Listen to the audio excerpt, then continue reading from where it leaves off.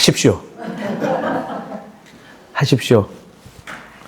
오늘 제목 속되다 하지 말라. 우리 마음에 잘 좀 새겼으면 좋겠습니다. 저의 이야기가 아니라 오늘 말씀에 기록되어 있는 한 문장이죠. 우리 다 따라 하시죠. 속되다 하지 말라. 속되다 하지 말라. 오늘 이 키워드를 가지고 우리 함께 나누길 소망합니다. 제가 아버지가 되고 나서 한 가지 깨달은 게 있었습니다. 에버랜드, 예전에는 그곳이 혹시 무슨 농원인지 아시나요? 예, 우리 지금 MZ세대들, 우리 청소년들은 모를 거예요. 거기를 자연농원이라 불렀습니다. 저는 그 자연농원 그 네 글자가 잊혀지지가 않아요. 왜냐하면 그 자연농원에서 있었던 한 에피소드가 제 마음에 참 뿌리 내렸다고 해야 될까요? 기억되기 때문이죠. 어린 시절에 부모님과 함께 그곳을 방문했어요. 그리고 제 기억이 명확한데 그곳에는 말을 타는, 그 말을 체험하는 그런 공간이 있었죠. 저는 그 말이 너무 타고 싶었어요.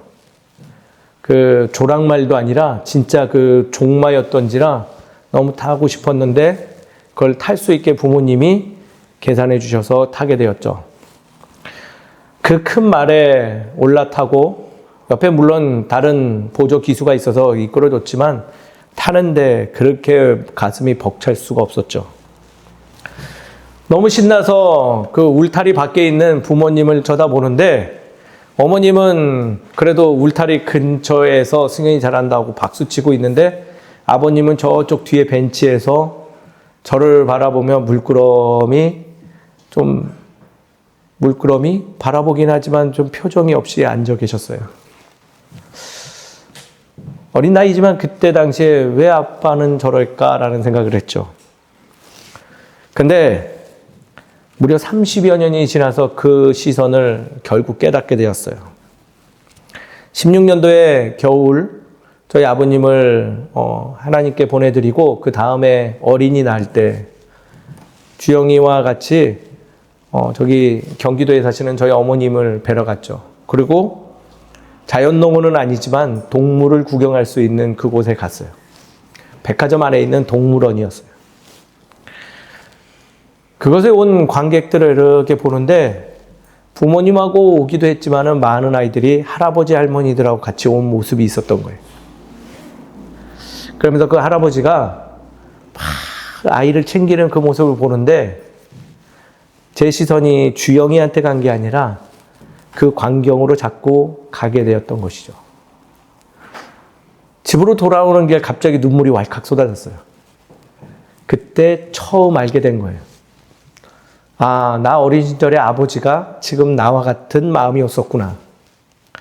내 자녀들이 할아버지 할머니들의 손에 이렇게 같이 즐겨하는 모습을 못 보여준 거에 대한 미안함이 있었구나라는 그 자책의 마음으로 그날 그 벤치에 앉아 있었구나라는 걸 깨닫게 되었죠. 그 따뜻한 자리에 함께하고 싶은 이가 없어서 무거웠던 그 마음이 담긴 눈빛. 저는 40대 중반이 되어서야 그 보이지 않았던 영역들을 깨닫기 시작했다는 거예요. 이와 같은 일들은 목회 자리에서도 종종 발견되어지는 것 같습니다. 모든 것이 시간이 지나고 때가 돼야지 드러나는 그러한 일들이 우리의 일상에 참으로 많이 있음을 깨닫게 된다는 거예요.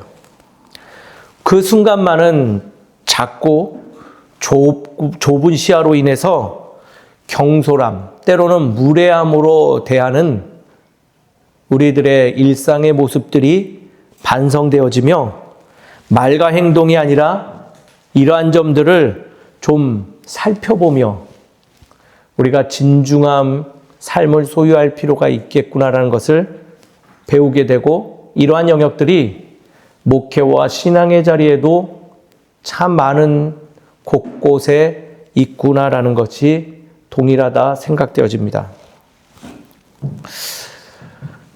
바로 우리의 이런 일상의 영역들, 말씀에서는 어떻게 다룰까요? 매우 중요하게 다룹니다. 섣부른 판단들, 속된 말들, 그것을 경계하며 주의 일에 참여할 것을 권면하고 또 그 부분이 우리의 일상에 참으로 많이 있음을 말씀은 우리에게 알려주고 있어요.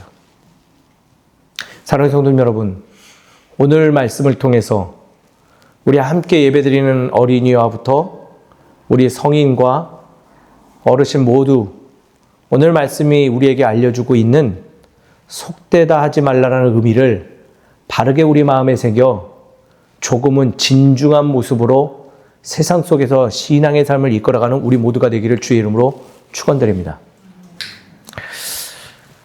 오늘 10장의 내용, 사실은 10장 1절부터 끝절까지 다 봐야 돼요. 왜냐하면 중요한 큰 얘기가 하나가 있기 때문이죠. 누구의 이야기일까요? 베드로와 이방인 고넬료, 이방인 백부장 고넬료의 이야기가 10장 전반에 있는 이야기라는 거예요.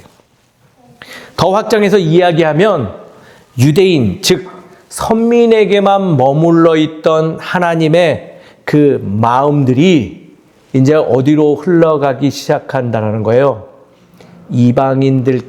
이방인들에게까지도 그 복된 소식이 흘러간다. 즉 하나님의 복된 소식이 저 중동 작은 팔레스타인 지역에서 이제는 세계로 확장되어지는 그 시작점을 우리는 오늘 말씀을 통해서 보게 된다는 거예요.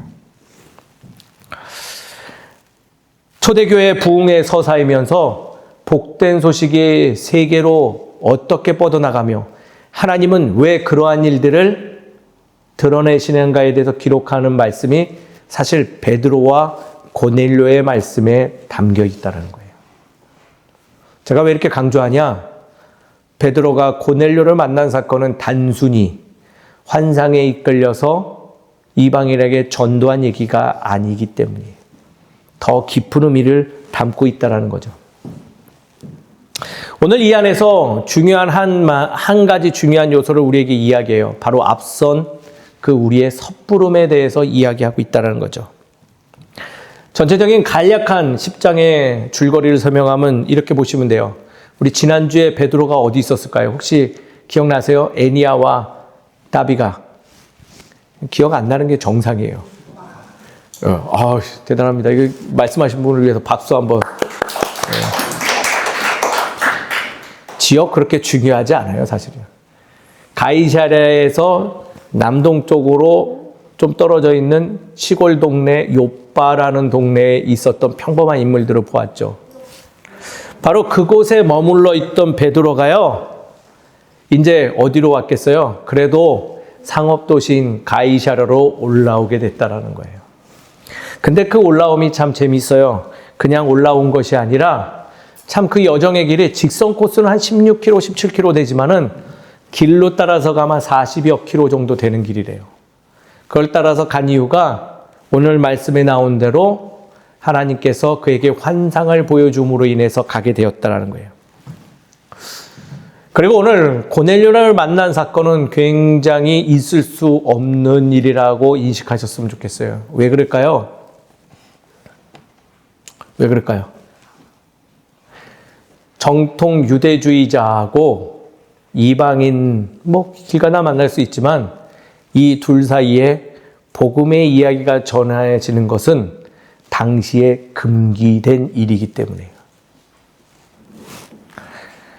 베드로는 전통 유대인이었습니다. 고넬료는 유대교 회당은 나가지만은 그곳에서 복음을 그래도 등 너머로 보아서 하나님을 어렴풋이 알게 된 이방인이었죠.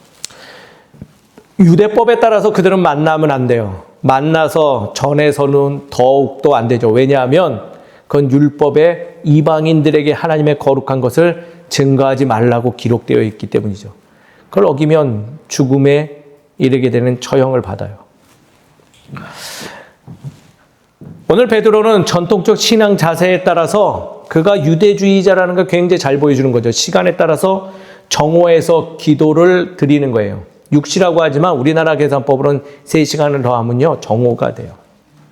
그가 기도를 드리던 중 환상을 접하게 되죠. 환상의 이야기는 굉장히 단순해요.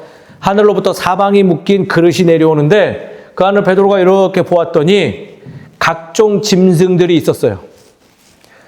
그 각종 짐승들이라 하는 것은 유대주의자 율법자들에게 금했던 그러한 짐승들이 그곳에 있었던 것이죠. 그것을 바라보고 있는 베드로에게 하늘로부터 음성이 들려왔어요. 이것을 다 먹으라. 부정한 짐승들도, 즉 굽이 갈라진 짐승들, 비늘이 없는 짐승들, 나는 새들 있는데 그것을 먹으라 합니다. 이에 베드로가 오늘 어떻게 했대요? 거부했어요. 그랬더니 다시 소리가 들렸죠. 하나님께서 깨끗게 하신 것인지 너는 속되다 하지 말고 먹으라 라고 또 얘기해요. 그런 일이 몇 번? 3번여 정도 있고 그 그릇은 하늘로 올라갔다요. 그리고 그 환상이 끝난 후에 베드로는 고넬료가 보낸 이들을 만나게 되고 그 의미를 잘 모르지만 베드로는 어떻게 했다? 고넬료의 집에 찾아가 거기에서 축복하고 성령의 역사가 일어남을 보게 됨을 증거하고 있는 것이 10장의 말씀이에요. 아주 단순하죠. 이것을 왜 누가가 기록해 놨을까요? 그냥 고넬료라는 백부장 집에 가서 잘 전도했다. 놀라운 일이 있었다라는 정도만 하면 되는데 왜 10장이라고 한 장을 다 소요하면서 그는 기록했을까요? 이 안에 우리가 놓치고 있는 일상들이 있기 때문이죠. 큰 사건의 내용 중 우리가 읽은 본문은 바로 환상에 관한 이야기인데 이 안에 우리가 꼭 기억해야 하는 중요한 신앙의 의식이 내포되어 있다라고 기억하시면 좋을 것 같아요. 환상의 이야기, 베드로는요 거절했어요. 맞죠? 거절한 이유가 뭘까요? 네? 속되기 때문에? 아니요, 그렇게 두리뭉실하게 얘기하지 하지 마시고요. 더럽다. 아, 맞아요. 더러운 것도 맞아요. 베드로가 거부한 이유는요, 이 안을 꼼꼼히 살펴보고 깊게 보면 2가지 의식이 발견돼요. 첫 번째, 스스로는 전통 유대주의자로서 전통을 중요시하는 사람이기 때문에 나는 그걸 할 수 없다 해요. 나는 어려서부터 배우기를, 경험하기를, 이것은 결코 내가 가까이에서도 아니고 취해서도 아니 되는 거니 난 그렇게 배워왔고 나는 그렇게 알기 때문에 나는 그 전통에 따라서 할 수 없습니다라고 하는 게 첫 번째 거절이에요. 두 번째 뭘까요? 저 아이가 말한 대로 나는 이것을 뭐라고 해요? 부정한 것으로 내가 여기고 있고 난 그래서 가까이 하고 싶지 않습니다라는 의식이 반영되어 있다는 거예요. 2개가 좀 다르죠? 첫 번째는 뭐예요? 더 쉽게 말하면 나는 그런 거를 가까이 안 하는 사람이에요. 전통에 따라, 배움에 따라, 경험에 따라. 두 번째, 나는 이거 더러워서 먹을 수 없어요.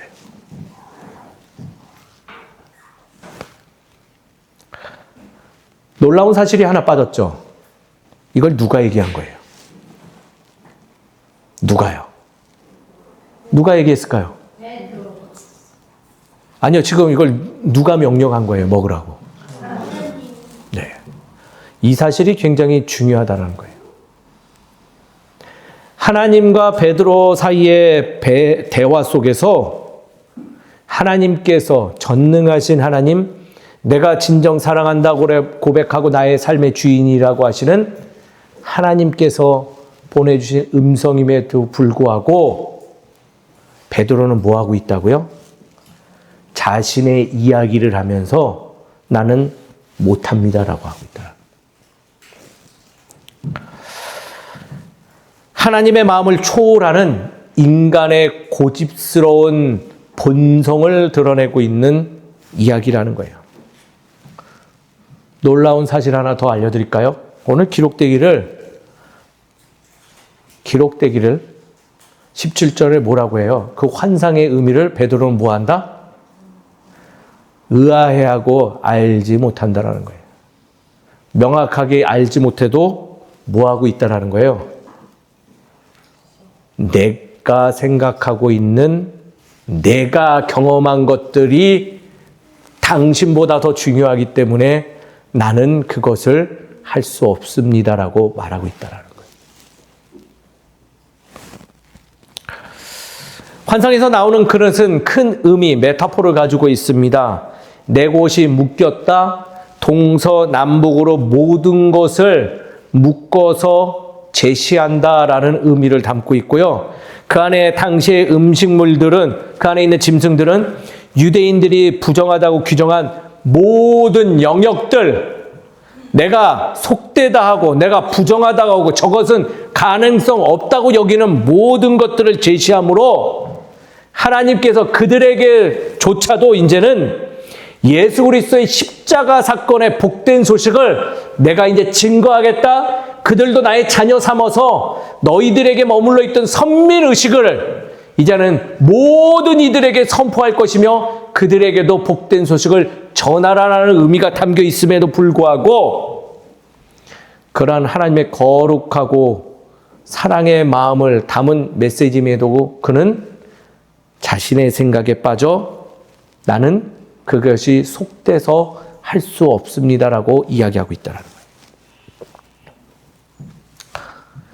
오늘 이 환상은 선민, 특정한 인이 아니라 만민에게 내가 동일한 은혜를 더하겠다라는 하나님의 놀라운 하나님 나라의 계획을 알리는 기쁨의 자리임에도 불구하고 그가 그것을 거부하고 있었다라는 거예요. 생각해 보시죠. 그날 베드로가 가지 않았으면 어떻게 됐을까요? 물론 다른 사람 또 보냈겠죠. 하나님의 이러한 의지가 있었기 때문에 당시의 모든 이방인들은 성령의 체험을 동일하게 맛볼 수 있었으며 그들의 삶은 변화되어지고 억눌린 자, 소외받은 자, 죽음의 앞에 놓인 자들이 생명의 길을 갈 수 있는 놀라운 일이 벌어졌죠. 그리고 그 일은 지금까지도 이어져서 우리에게도 전해져 오고 있다는 거예요. 하나님은 모든 이들에게 동일한 은혜를 예비하시고 그 복된 소식을 나누고자 하는데 정작 우리들의 연약한 판단력으로 인해서 그 거룩한 역사가 자칫 막힐 뻔했던가라는 거예요. 우리의 어떤 생각들, 연약한 생각들. 제가 질문 하나 드릴게요. 우리들의 경험과 지식들을 믿을만 한가요? 네. 그래요? 믿을만 하세요? 네. 우리는 참 교만한 사람들이에요. 우리의 지식과 경험들 사실 그렇게 완전하지 않아요. 우리 지금부터 영상 하나 볼 것인데요. 한번 그 영상을 한번 살펴보시죠.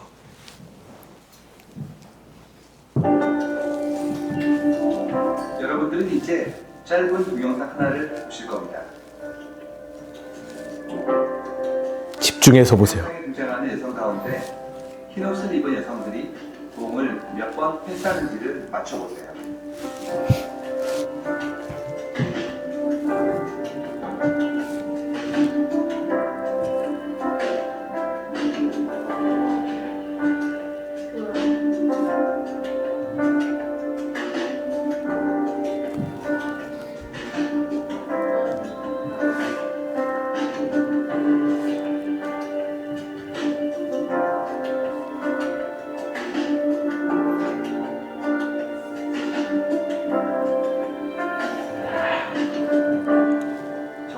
맞추셨나요? 네. 그런데 혹시 고릴라 보셨나요?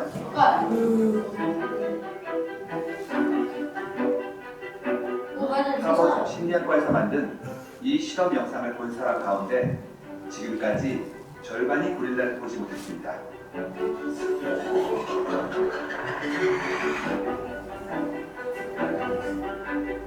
고릴라를 보셨다면 여성 한 명이 밖으로 나가고 커튼 색깔이 바뀐 건 어떤가요?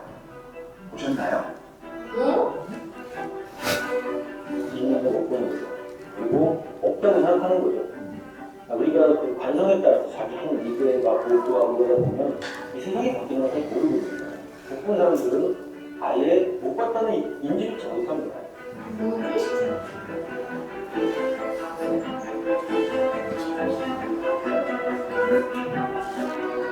사람들은 종종 자신들이 실제보다 더 많이 알고 있다고 생각하는 경향이 있습니다.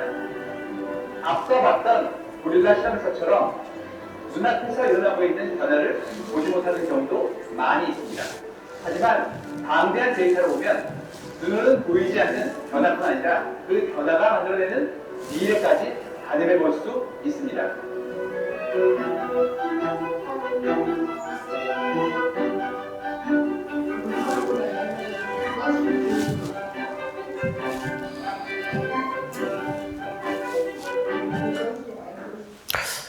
자, 우리 솔직해지시죠? 고릴라 보신 분 손. 한 6분 계시네요. 6분. 커튼 보신 분. 커튼은 확인 못 하셨나요? 여성 한 명 빠져나간 거 보신 분. 예. 여성 한 3분 보셨네요. 주원이까지 4명. 베드로는 우리와 다르지 않습니다. 우리의 연약한 생각들, 인지적인 능력들, 때로는 그 연약함으로 인해서 하나님께서 우리에게 제시하는 거룩한 가치들을 놓치고 살고 있지 않나 한 번쯤 우리는 살펴보아야 된다는 것이죠. 즉, 신앙의 삶을 하면서도 우리는 얼마든지 내가 보고 싶은 것, 내가 알고 싶은 것만 기억하고 살아갈 때 많이 있다라는 거예요. 내가 경험한 것만이 하나님의 뜻이고 내가 기억하고 있는 것만이 절대적 진리라고 생각하는 우리의 그 교만한 마음들. 하나님처럼 모든 것을 보시며 모든 것을 살펴보시고 모두가 만족할 수 있는 것을 제시할 수 있는 능력은 사실 우리에게는 매우 희박한 요소라는 거예요. 하나님 우리에게 명하신 사명 한 가지만 얘기해 볼까요? 내가 너희를 사랑한 것 같이 너희도 서로 사랑하라. 어떻게 인식하고 계신가요?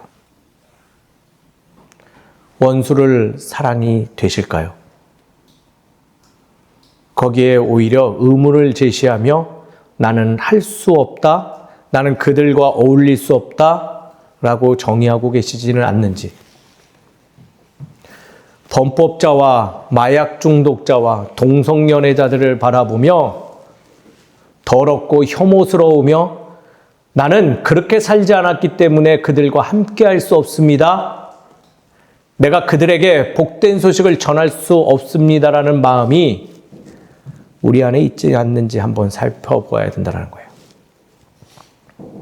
더 나아가 이런 특수한 상황이 아니라 일상의 삶 속에서 내가 판단 내린 결론으로 인해서 나의 자녀들에게 함부로 대화하며 나에게 주어진 주변의 많은 일들을 함부로 판단 내려서 그들을 내 밑에 굴복시키려고 하는 그러한 일상의 자세가 있는지 한 번쯤은 우리가 생각해 봐야 된다는 거예요. 하나님은요, 그동안 많은 율법으로 인하여 부정한 것들, 잘못된 것들을 규정하는 율법을 허락하셨어도 오늘 말씀을 통해 예수 그리스도의 사건 이후에 우리에게 주어진 것은 새로운 시대에 새로운 이들을 맞이할 준비를 하라.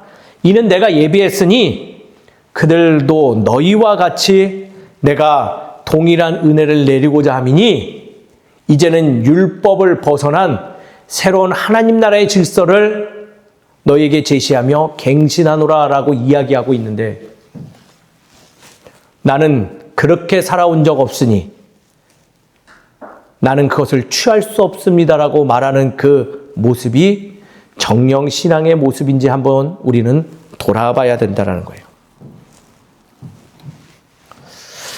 오늘 말씀은 성급히 판단하려는 우리의 자세, 신중하고 세밀하게 관찰하는 증인의 자세를 내가 소유하고 있는지를 묻는 말씀이 될 수 있어요.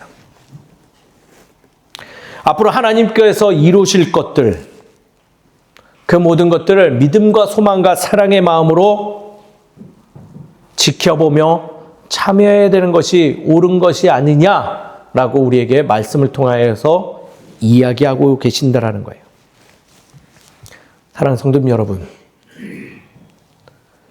조금은 나의 생각이 아닌 하나님 아버지의 마음과 그 생각들을 살피며 모든 것에 잠잠히 임하는 우리 모두가 되기를 주의 이름으로 축원드립니다. 오늘 말씀을 적용해서 우리는 좀 어떠한 신앙의 삶을 소유해야 될까요? 전 두 가지를 말씀드리고 싶어요. 따라하겠습니다. 첫 번째, 관찰하는 삶으로. 다시 한번 하겠습니다. 관찰하는 삶으로. 어떤 삶이라고요? 관찰. 판단하지 마시고 관찰하는 삶으로 전환할 것을 권면드립니다. 우리 인간은 재판관 같아요, 자꾸. 특히 요즘 왜 이리 재판관이 많은지 모르겠습니다. 저마다 자신이 옳다며 다름을 가진 이들을 재판해요. 쫓아내야 되고, 말살해야 되고, 압제해야 돼요. 비난하는 사람들이 여기저기 너무 넘쳐나요. 부모가 자녀의 느림을 보고 미진하다고 판단을 내리는 순간 화를 냅니다. 반대로 자녀는 부모의 삶을 보면서 능력 없고 한심하다고 하며 내게 필요하지 않은 부모라 비난하죠.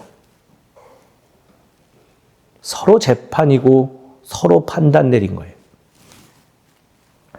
건강한 이들은 장애인을 보면서 불편해하고 장애인들은 건강한 이들에게 사랑이 없다고 비난해댑니다. 신앙인들은 깨끗하고 성품이 온화한 이들을 반겨주지만은 행색이 허름하거나 공동체에 도움이 안 되는 이들을 맞이하면 죄송하지만 노골적으로 불편해합니다. 모두가 한마음 한뜻으로 자신과 다르면 또 자기 생각을 따르지 아니하면 공격적으로 변해서 찔러댑니다. 이는 신앙인들이 더하면 더하지 덜하지 않는 것 같아요. 이 모든 거 왜 그럴까요? 섣부른 판단이 가져다주는 결과물들이라는 거예요. 판단하기 좋아하는 우리에게 하나님은 더딤을 소유하여 세밀한 관찰하는 삶으로 변화될 것을 요청하십니다. 그리고 보여주셨죠. 누가요? 예수님이 그러하셨잖아요. 처음 만난 사도들 처음부터 삐까뻔쩍하고 능력이 있었나요?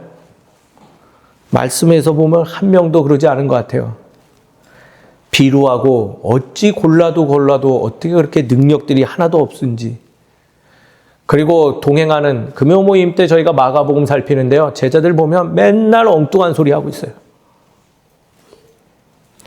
한눈에도 어떠한 결정을 내릴 줄 모르는 참 답답한 인생이다라고 이미 아셨음에도 불구하고 그들이 달라질 때까지 기다려주신 분 예수님이에요.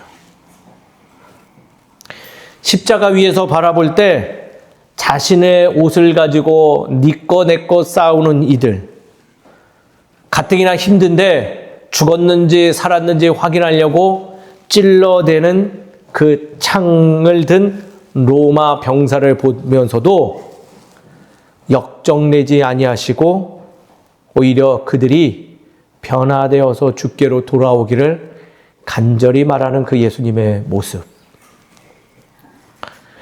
예수님 본인조차도 늘 우리를 보시고 섣불리 너희들은 도저히 안 되겠네, 너희들은 답이 없네라고 판단 내리지 아니하시고 늘 관찰하고 기다려 주셨던 삶, 그것을 위해서 될 수 있으면 최대한 더디 가라고 요청하시는 그 예수님의 삶.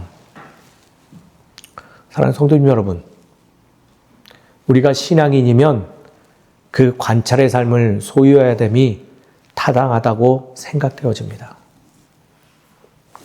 오늘 베드로는 의아하고 이해되지 않아도 그래도 용기 내어서 관찰하러 갔죠. 그래서 고넬료의 그 집에 성령이 임하는 일을 마주하게 됐다라는 거예요. 사랑하는 성도님 여러분, 판단을 줄이시죠. 우리보다 더 완전하신 하나님이 결론 내실 줄 믿습니다. 우리는 바라보며 섬기며 헌신하며 누군가의 작은 언덕이 되어주는 게 우리에게 맡겨준 귀한 삶이라 생각되어집니다. 그렇게 사는 우리 모두가 되기를 주의 이름으로 축원드립니다. 두 번째는요, 말을 좀 줄이시죠. 따라하겠습니다. 말을 줄이자. 사실 베드로의 이야기에 다 합당합니다. 나는 전통을 중요시합니다. 나는 부정한 것들을 취하지 않습니다. 하지만 그의 이야기는 신앙의 눈으로 볼 때 말만이 앞서는 이로 인식되기 쉽죠. 입만 산 거예요, 입만. 왜냐하면 베드로를 인정해주면 우리 하나님이 베드로보다 못한 존재가 되는 거잖아요. 베드로 생각보다 떨어지는 존재가 되는 거예요. 베드로의 반복전 습관, 사실 그는 이전에도 이런 행동 한 적 있었죠. 언제였을까요? 했었잖아요, 예전에도요.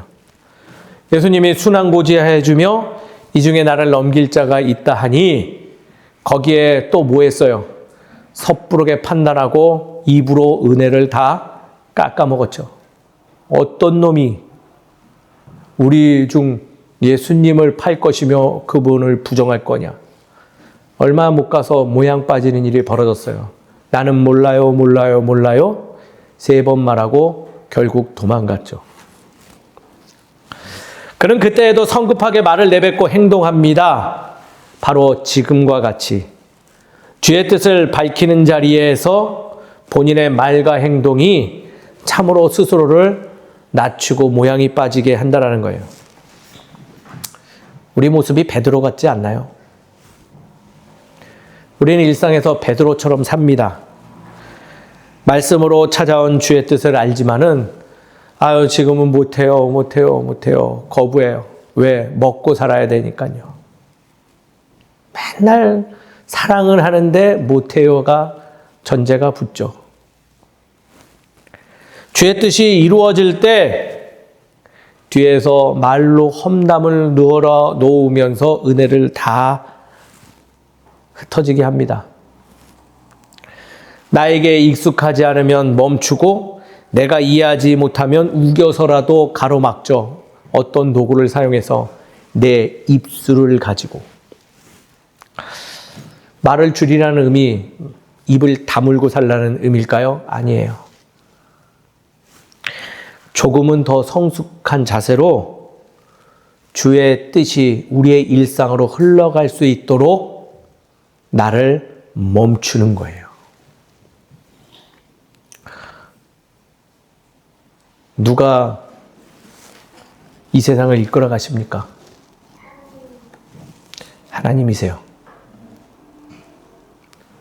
우리가 맨날 시위하고 좌로 우로 나눠져서 외친다 한들 결국 하나님이 세우세요. 나쁜 지도자, 좋은 지도자 하나님께서 세우신 거예요. 다 우리에게 필요한 것이죠. 때로는 우리는 잠잠히 주께서 어떻게 일어나 가실까를 말하는 것이 아니라 앞서 말한 것처럼 지켜보아야 할 때도 있다라는 거예요. 사랑하는 성도님 여러분, 예배를 드리면서 신앙 공동체의 부족한 부분을 비판하시기보다는 그 말을 줄이고 기도해 보시면 어떠실까요? 정치 이야기로 싸우지 마시고요. 서로의 모자람을 살피시며 어떤 결과가 이루어질 것인지를 하나님과 함께 말을 아끼며 지켜보시면 어떠실까요? 말로 타인을 깎아내리지 마시고 타인이 변화될 수 있도록 침묵하며 주께 간구함이 옳다 생각되어집니다. 사랑한다는 말만 하지 마시고요. 말은 이제 충분하니 그 말은 잠시 아껴두시고 행동으로 구체적으로 드러냄이 어떠실까요? 이것이 말을 아끼는 삶이라 생각되어집니다. 사랑하는 성도님 여러분, 저는 믿는 것이 있습니다. 주께서 반드시 우리의 삶에 참여해 주시고 그분의 뜻으로 이끌어 가실 줄을 굳건히 믿습니다. 그렇다면 그분을 믿고 조금은 잠잠할 필요가 있지 않아 생각되어집니다. 말을 아끼시죠. 오늘부터 말을 안 하는 게 아니라 아끼십시오. 괜히 또 이승현 목사가 오늘부터 입 다물고 살라고 했다고 생각하지 마시고요. 주님께서 어떻게 이끌어 가실지를 잠잠히 살펴보시자라는 거예요. 말씀을 정리하죠. 하나님이 세우신 일들은요, 우리의 짧은 인생으로는 100% 이해할 수 없습니다.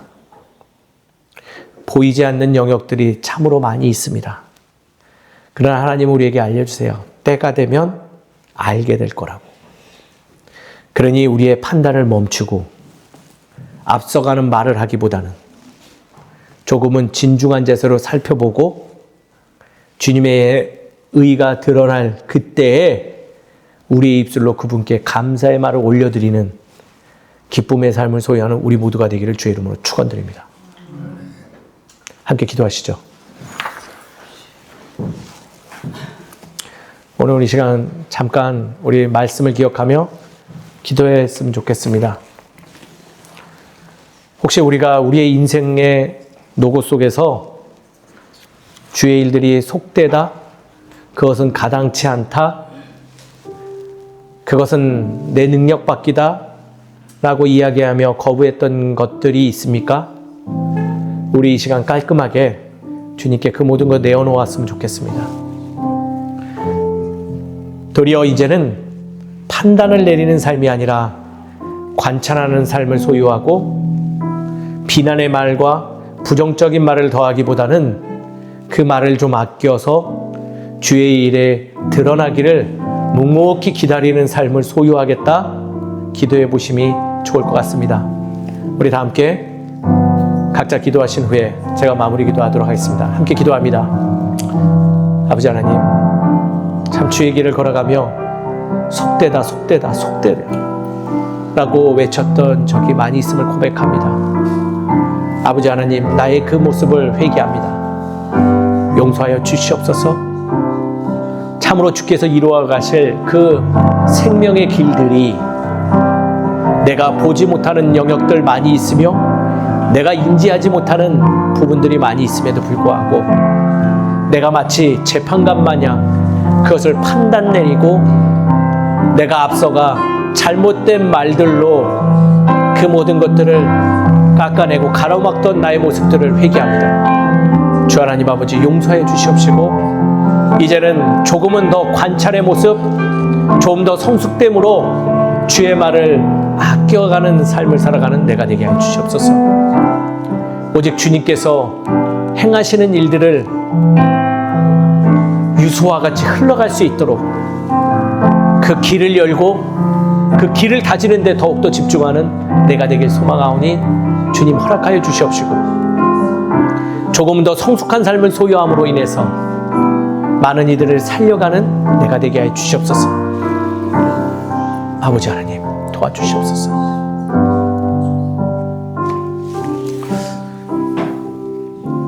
긍휼하신 하나님 아버지, 참으로 주의 마음에 감사의 마음 올려드립니다. 우리는 참으로 교만한 존재입니다. 주의 거룩한 뜻을 우리에게 늘 말씀으로 알려주시고 일상 속에서 기회를 주지만은 나의 경험과 나의 지식에 근거하여서 주의 것이 속되다 외치며 섣불리 판단하고 살아갈 때가 많이 있었음을 고백합니다. 아버지 하나님, 우리의 그러한 연약함들 고백하오니 용서하여 주시옵시고 이제는 다시 주의 말씀으로 인하여서 새로운 삶을 소유하는 우리 될 수 있도록 인도하여 주시옵소서. 이제는 주님보다 앞서가서 판단을 내리는 자가 되지 않게 해 주시옵시고 주의 것들을 보이지 않는다 하여서 부정의 말들, 불편한 이야기들을 쏟아내는 내가 되지 않게 하여 주시옵시고 오직 주님과 동행하며 더디 가더라도 주의 것이 이루어짐을 관찰하고 살펴가며 그것을 진중하게 누군가에게 전할 수 있는 삶을 소유하는 우리 되게 하여 주시옵소서. 우리의 연약함들 주님 사하여 주시옵시고 이제는 새 삶, 새로운 시대 속에서 주께서 이끌어 가시는 거룩한 일들이 무엇인가를 소망하며 살아가는 우리 되게 하여 주시옵소서. 아버지 하나님, 우리에게 주신 기도의 제목들 우리의 삶 속에서 다 이루어질 줄 믿습니다. 내가 원하는 대로는 아니지만은 주께서 내게 가장 합당한 것으로 열매 맺게 할 줄 믿사오니 주님 우리의 삶을 이끌어 주시옵시고 그 기쁨의 자리에 함께하여 주시옵소서.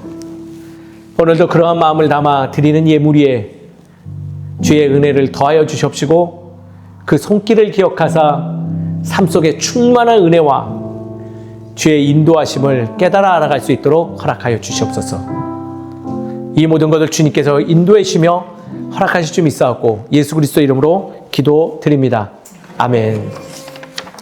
자리에서 일어나 예수 신경하시고 축도함으로써 예배 마치도록 하겠습니다. 예수 신경 외치겠습니다.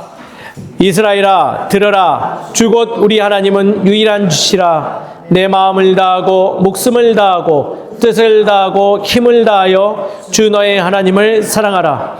그리고 내 이웃을 내 자신과 같이 사랑하라. 이보다 더 큰 계명이 없느니라. 아멘. 축도하겠습니다.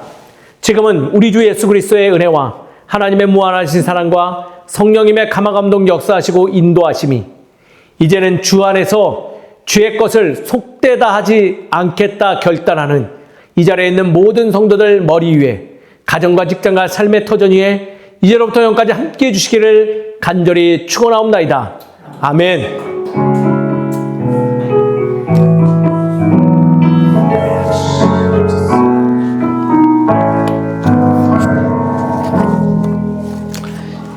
예배 마쳤습니다. 하나님께 영광의 박수 올려드리도록 하겠습니다.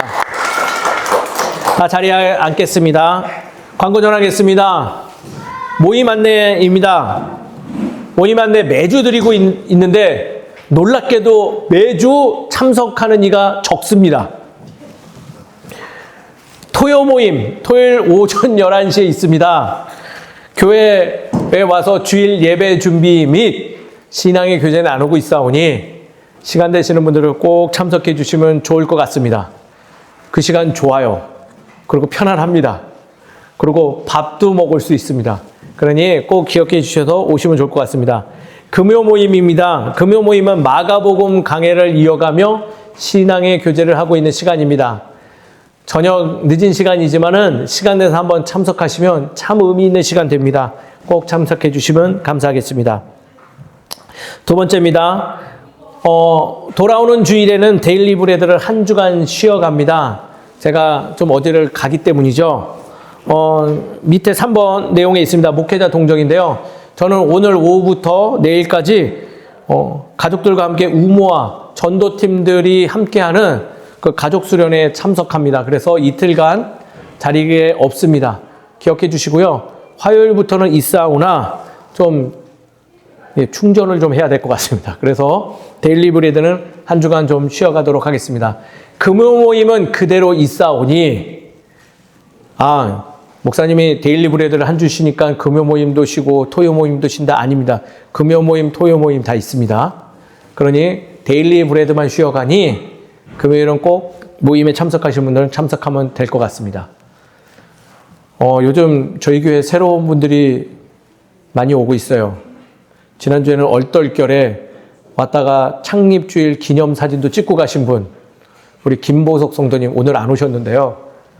새로 오신 분들이 많습니다. 오시면 우리 따뜻하게 먼저 인사 나눠주시고요. 또 식사도 유도해서 같이 하셨으면 좋겠어요. 그러면 뭔가 저희 교회 자리에 함께하는 이들이 풍성해질 것 같습니다. 그 점 기억해 주시면 고마울 것 같습니다. 모든 광고 마쳤습니다. 우리 다 같이 식사하시죠. 이동하도록 하겠습니다.